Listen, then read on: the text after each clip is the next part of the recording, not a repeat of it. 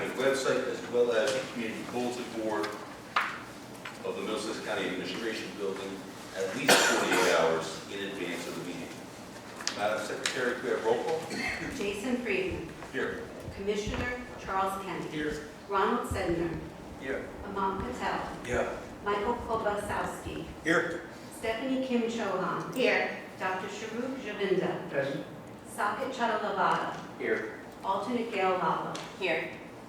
Mr. Chairman, the alternate is eligible to vote today, and you have a quorum. Thank you. At this time, the meeting is open for public discussion on agenda items only. Any member of the public wishing to speak, please approach the microphone, and you do have 5 minutes.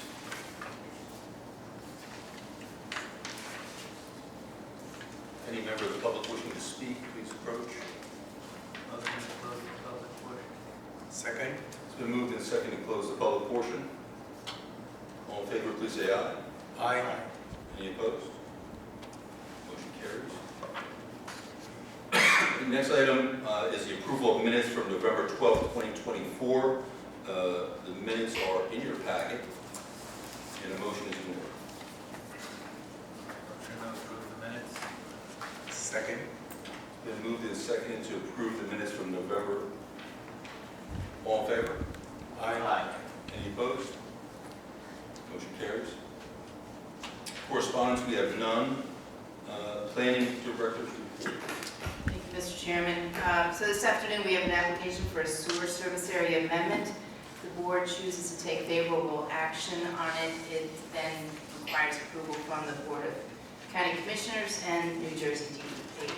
And we'll begin that presentation in just a few minutes.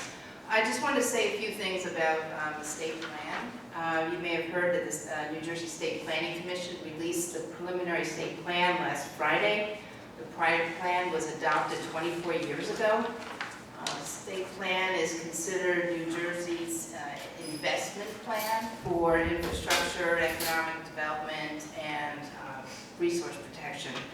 So even though we're in a home rule state where municipalities drive land use decisions and zoning, the state plan, at least in theory, can also influence those things by directing how permits are issued and awarding grants. So the State Planning Commission is asking for the county and for municipalities to review and comment on the plan and compare their local land use plans to that of the state and identify any inconsistencies. So this, the Commission's goal is to increase the alignment between their plan, the state plan, and the local municipal and county plans to the extent possible. So this process of comparing the plans is called cross-acceptance, and we went through it. When I say we, the county went through it 24 years ago, and we're being asked, invited to participate again. The state envisions the county playing the lead role in orchestrating the local review process and working with the municipalities. This is optional though still. The county can politely say no, thank you, and then the State Planning Commission would hire a consultant to come in and take the lead. We don't yet know the county's involvement. We're discussing it still internally. Cross-acceptance requires time, resources at both the county and the municipal level. I know that we don't have the resources to do a fabulous job. I bet most of our municipalities don't either. So we're deciding right now the best course of action, one that benefits our municipalities and at the same time provides a meaningful contribution to the refinement of the state plan. So stay tuned. I'll report back on this, a lot more details in January. I know this is just kind of a cryptic message about the state plan. If you haven't already, I don't know if any of you follow New Jersey Spotlight. There's a news article that can come into your inbox. They released an article last week on the state plan. I thought it was interesting, but also if you just Google New Jersey State Plan, you can find out some more information on that. Familiarize yourself in advance of the January meeting. So that's about all I have for the director's report. I just want to make one comment, though. In your packet, I don't know if anybody else is having problems going through your attachments, the planning board, the map that we have, the sewer service area amendment is very large, so you might find that it seizes up a little. It's given me some problems, but anyway, I think in the future, we'll just reduce the size of the maps, right? Yeah, that has out the version that was from Julie. Oh, brilliant, oh, brilliant. Oh, see that? We have paper copies too. So, Mr. Chairman, that's all I have. Thank you. Any questions for the planning director? If not, motions in order to accept the ordinance. Motion. Second. Been moved and second to accept the director of the planning director. All in favor? Aye. Any opposed? Motion carries. No old business, new business. Site-specific amendment, application for the Lower Raritan, Middlesex County Water Quality Management Plan, HP Warehousing LLC, proposed warehouse facility. Waterworks Road in Woolbridge, and we have a presentation. Thank you, Mr. Chairman, and I appreciate the planning board taking the opportunity to review this application and consider a motion for endorsement. As we noted, this is a application for an expansion of the future wastewater service area within the Middlesex County Water Quality Management Plan. And we have here today, this is block 6303, lots 9, 10, and 11, lot 5540 Old Waterworks Road, Township of Old Bridge, New Jersey. And we have here the applicant's representative, preparer from Dynamic Engineering, Mr. Mark Formicelli, PE. He's going to go through a short presentation, and then I will give you a summary of the staff report, which is already submitted to you and in your package. Mr. Mark Formicelli. Good afternoon, all. Like I said, appreciate your time. And I think introduce me, Mark Formicelli from Dynamic Engineering on behalf of the applicant, HP Warehousing, for the property in question, block 6303, lots 9 and 10 in Old Waterworks Road, Old Bridge. Here. Under existing conditions, the PIQ is partially within the existing sewer service area. You can see the outline in red. Our site plan will be on lot 9, which is the property on the bottom of the image here. That, again, partially within the sewer service area, we would be amending to expand the sewer service area associated with our proposed development. Under proposed conditions, for the site plan, a 520,320 square foot proposed warehouse with 40 acres of on-site disturbance. The projected sanitary sewer flow was originally 14,567, but we recently received comments from NJDEP that they would like us to approach the projected demand using a different calculation. So that will be updated to 18,651, which we'll coordinate with Nick and then the Old Bridge MUA and then the MCUA as well to get all the numbers updated. So everything's synchronized. We will be adding to the sewer service area, and this is sheet 2 and 4 in the handouts that I have there. We'll be adding 17.48 acres to the existing sewer service area to include the proposed warehouse as well as the surrounding impervious areas for Nick direction. There is a subdivision associated with the site plan application, so this makes this a bit of a unique case. We do have a breakdown provided on the handout there and on the bottom of the screen regarding where the sewer service area is, what property the sewer service area will be associated with under the proposed conditions. We have letters of no objection from the OBMUA as well as the MCUA, but as I stated, we will need to get those updated because the DEP has provided feedback regarding the projected demand already. Environmental conditions, there are a few on site. We have a valid LOI and FHA verification for the property in question. So those are already approved. And yeah, that's really it. So permitting status, everything is pending. We are into all applicable outside agencies, except for NJDP, which we cannot submit for land use permits yet until we have this WQMP sewer service area amendment in hand. So, and that's it. Thank you, Mark. Any questions for Mr. Formicelli from the board? Okay, thank you. Well, I'm just going to, as I said, I'm going to summarize my staff report and just make some notes on some of the things we've done to update in terms of resolutions that we're presenting for your approval. So again, this is HB Warehousing LLC, and it's a proposed warehouse facility, a site-specific amendment to expand the Middlesex County watershed water quality management plan, and specifically the wastewater management plan, future wastewater service area. The expansion requested is a 17.4 acre expansion within Lot 9 and to a smaller extent within Lot 11.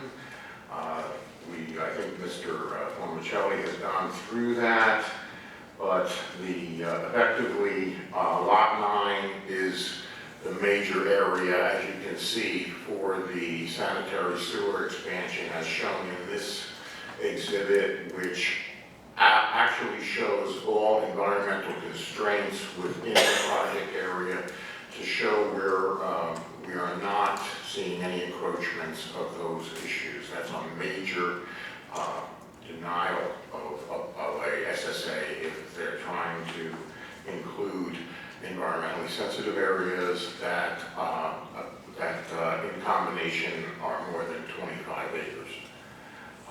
Smaller areas they can include, but we try to restrict those environmental constraints areas from being developed.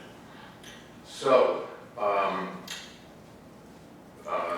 generally speaking, it is part of the Waterworks 2 redevelopment area that has been rezoned for warehousing and is endorsed by Nicole Shapiro, Director of Community Development and Township Engineer. We have a proposed site coverage developed of 19.9 acres in total, with some development, or at least the sanitary sewer service area that exists on the site. This is a little unusual, has actually been reconveyed to lot number 10 and to expand the sewer service area on lot number 10. And there are no constraints in that area. It's already an approved area. So they moved it to that land, and now lot number 9 is the one that they're asking for more. So you can see in the exhibit on the screens that we have a long driveway that's going through one of the intervening lots to reach Waterworks Road, and we also have a secondary access to a actually mostly paper road right now that the municipality has asked for dedication in that blue vertical linear strip to actually expand the road through there. So that's going to be a public road with that the municipality will maintain, and there will be a secondary access to the project to that road, and then even a third emergency access to Astor Court, which you can see in the lower right-hand corner of the site. And you can see those residential properties that back up to this property. The way we express the expansion area is to look specifically at vertical development. That's where everybody is using the facilities.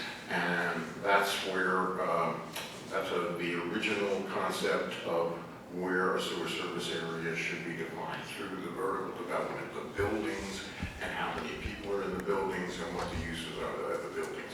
In this instance, we had numbers that were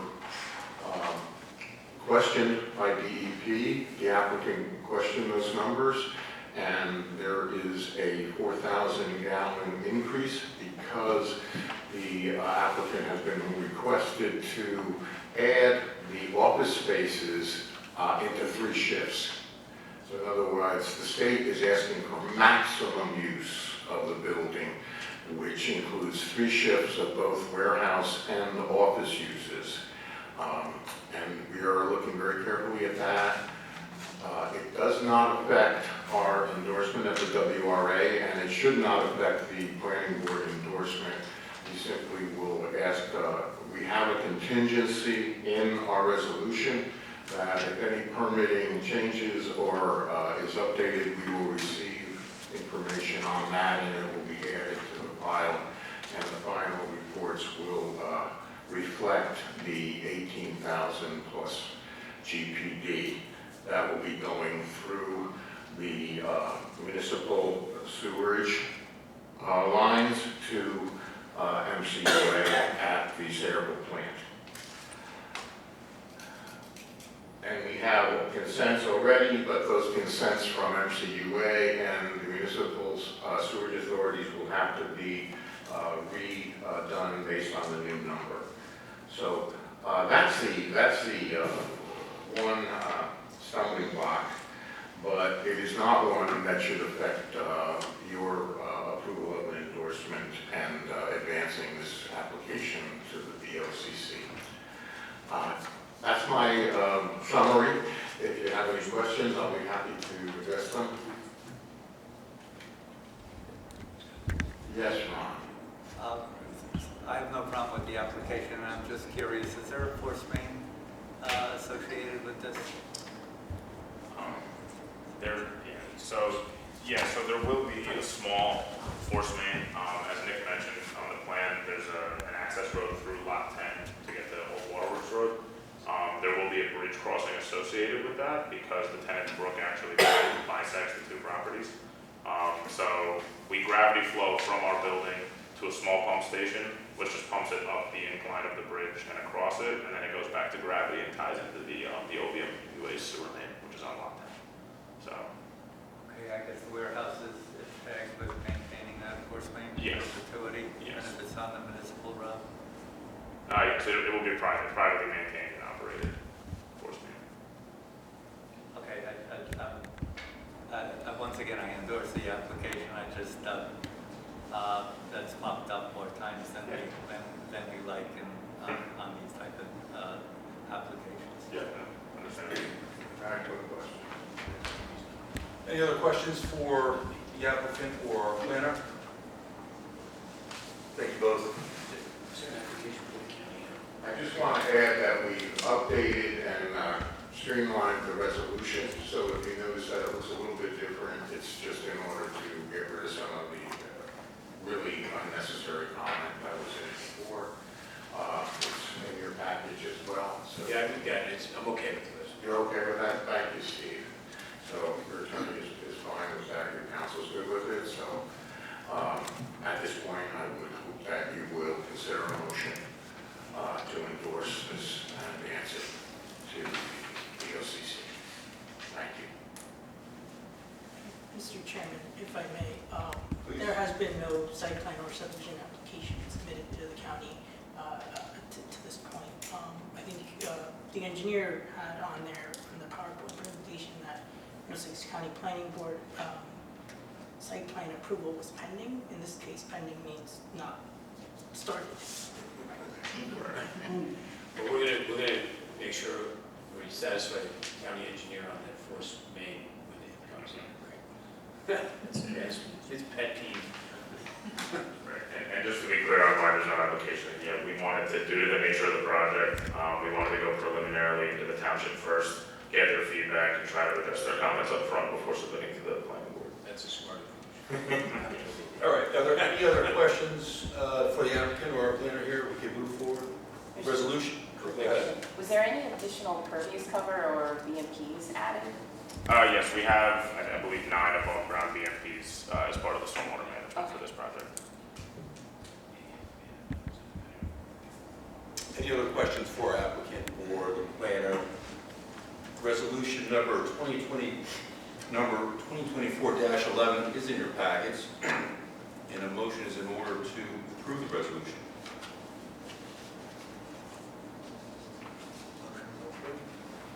Second.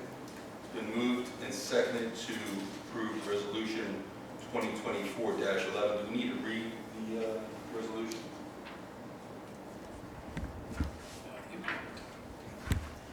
Very good. All in favor, please say aye. Aye. Any opposed? Motion carries. Thank you very much.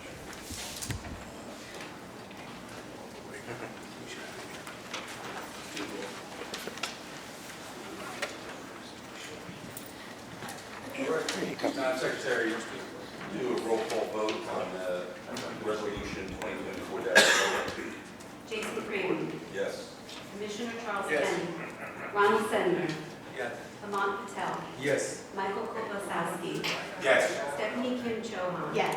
Dr. Sharuk Javinda. Yes. Sakit Chadalaba. Yes. Alternate Gail Lala. Yes. Mr. Chairman, the alternate is eligible to vote today. All are in favor. You have a quorum. Thank you. Motion passes. Thank you. Item B, Development Review Committee report. Katie Gilman, put it on. Good afternoon, board members. My name is Katie Pinello. I'm going to briefly go over for you the November 2024 DRC report, which you should be able to find on page 11 of your packet if you wanted to follow along. First, Table 1, applications on the DRC monthly agenda, shows that last month there were 2 minor subdivisions, 2 preliminary subdivisions, 14 site plans, and 9 extensions, for a total of 27 applications on the agenda. Table 2, development activity for approved and conditionally approved applications, indicates that there were 2 residential lots created from a subdivision in East Brunswick. 4 non-residential lots were created as part of a Wawa application in Metuchen and a warehouse application in Perth Amboy and Woodbridge.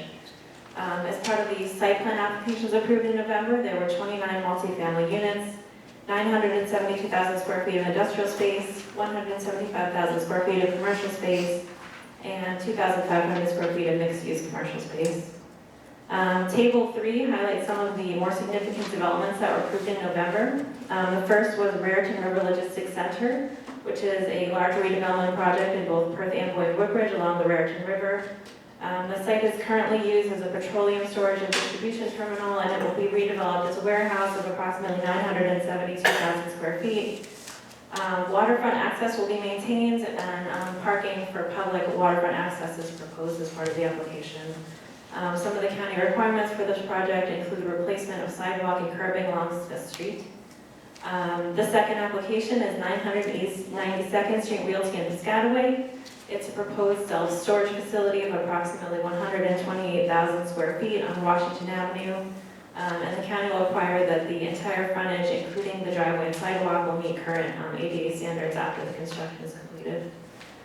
And then finally, Gabrielle New Jersey Realty in South Brunswick was an amended site plan that proposed 22,600 square feet of truck repair space on Route 130. And then finally, Table 4, exempt site plans, shows that there were 4 exempt site plans reviewed by staff in November, which included Popeye's fast food restaurant on Route 27 in Edison, a 10-unit apartment building in South Plainfield, and there were 2 in New Brunswick, including a commercial building and a mixed-use building with 15 residential units and some ground floor commercial space. And that's all I have. Does anyone have any questions? Thank you very much. Thank you. Motion would be in order to approve the report of the Development Review Committee. Motion to approve the Development Review Committee report. Second. Moved and seconded to approve the report. All in favor? Aye. Any opposed? Motion carries. Item C, the 2025 meeting calendar. don't see anything in the packet. That's right, that's me, Mr. Chairman. So we're not looking for action on this this evening, this afternoon. I just wanted to bring to your attention, so as we, next month, we will be reorganizing and we'll be selecting the meeting dates and times and so on and so forth. Next November, the regularly scheduled board meeting would be the second Tuesday of November, which falls on Veterans Day. So we're suggesting that we might want to schedule it outside of the holiday in which the county offices are closed, and push it to Wednesday. Now, you don't need to tell us today if that works for you. If you want to go back to your calendars, we could move it up to Monday, push it back to Wednesday. But I didn't want to wait until January to tell you this and then ask you to make a decision on the fly, so. It's Monday the federal holiday. No, I believe it's the 11th. The 11th is Tuesday, right? Oh, Monday is, yeah, Monday is the WRA meeting, which is probably, what, 1 o'clock? 1:30, yeah. Okay, so in any case, if I understand you correctly, that's just a FYI for the board, and we can take action on that in January? We can, but do give it some thought, because I'll be asking you in January then if Wednesday is no good, if majority of you have other meetings, obligations on a Wednesday afternoon, then we can, revisit, come up with a different date. Okey dokes? Thank you. That brings us to open public comments. Any member of the public wishing to comment, please approach the microphone, and you do have 5 minutes. Good afternoon, members of the board. I'm Charlie Cradaville, New Brunswick Today. I do have a handout for the board. Can I give that too? Oh, yeah. Please. Should be enough for everybody.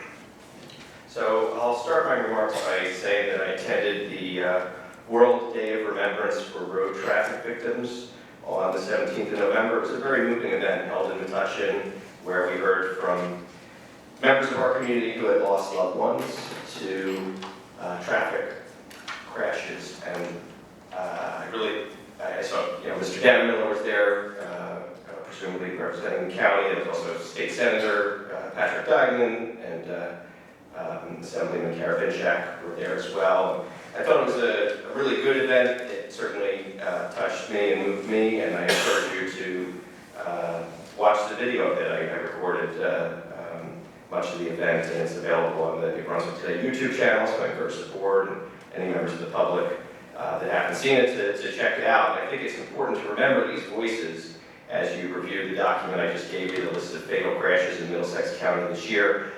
Each one of these fatalities is more than just the life lost. It's all the people in their life who lost them.